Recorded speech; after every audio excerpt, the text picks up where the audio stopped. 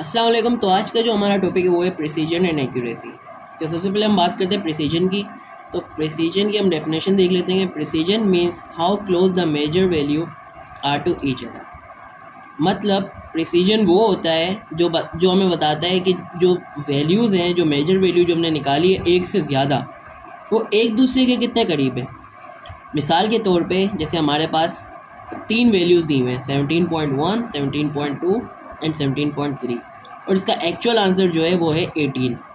तो ये actual answer से तो दूर है, लेकिन ये जो अपने जो आंसर निकाला है 17.1, 17.2, 17.3, ये आपस में एक जैसे, मतलब कि इनका जो आंसर है वो प्रिसाइज है, आपस में इक्वल है, या तो वो जो 3 वैल्यूज़ जो हैं वो आपस में क्लोज है।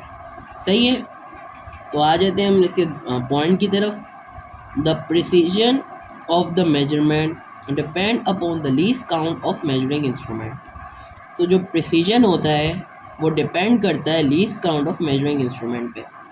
मतलब जो लीस्ट काउंट होता है वो हमें पता होता है कि सबसे छोटा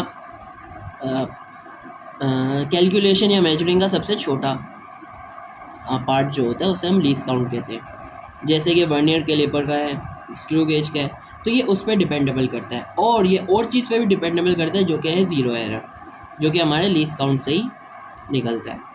तो उसमें ये बता रहे हैं कि अगर आपका जो मेजरिंग इंस्ट्रूमेंट है उसका लीस्ट काउंट ज़्यादा हुआ, जैसे 0.8 का फ़र्क आया है लीस्ट काउंट पे, 0.8 का माइनस 0.8 हमारे पास लीस्ट काउंट इसका है, तो ज़ीरो एरर इसका है। तो इसमें क्या है, जो हमारा आंसर है वो कम में आएगा। जैसे यहाँ पे मैंने बात की थी 17.3 और एक्चुअल आंसर क्या था 18, तो उसके लिए ये प्रिसीजन जो है वो फिनोमेना होता है, और इसका जो काम होता है वो मेजरिंग इंस्ट्रूमेंट डिपेंड करता है मेजरिंग इंस्ट्रूमेंट पे, और depend on the measuring tool. Measuring instrument और मेजरिंग टूल एक ही बात है। सही है। अभी आ जाते हैं हम एक्यूरेसी की तरफ। Accuracy mean how close the measured value, I mean result value is to actual value, मतलब ट्रू वैल्यू। इसका मतलब ये है कि जो हमने मेजर्ड वैल्यू निकाली है वो कितने क्लोज है एक्चुअल वैल्यू के। मिसाल के तौर पे हमने वर्नियर कैलिपर से वैल्यू निकाली 17.8, लेकिन उसकी एक्चुअल वैल्यू थी 18। मतलब क्या है, ये एक दूसरे के इक्वल में, क्लोज हैं, ये एक दूसरे के क्लोज में। तो इस फिनोमेना को हम कहते हैं एक्यूरेसी। तो हम देख लेते हैं किसके डिपेंडेबल होता है। The accuracy of the measurement depends upon the percentage uncertainty in that measuring, और depend on the person measuring.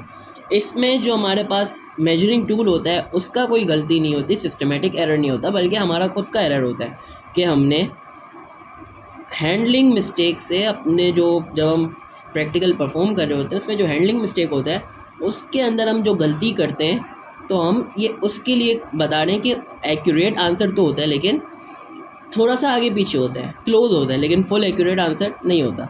तो इस फिनोमेना को हम कहते हैं एक्यूरेसी। तो एक सवाल है जो कि मैं वर्बली बता रहा हूँ कि जब एक एरो वाला, मतलब जो तीर फेंकते हैं निशाने पे, उसने 3 एरो फेंके। मैं यहाँ पे रफली सर्कल बना रहा हूँ। जैसे कि ये उसने यहाँ पे 3 एरो यहाँ पे फेंके, लेकिन उसका जो एक्चुअल एरो उसको फेंकना था, यहाँ पे फेंकना था। तो अब ये बताओ कि ये प्रिसीजन हुआ या एक्यूरेसी हुई। ये हुआ प्रिसीजन। क्यों? क्योंकि इसके 3 एरो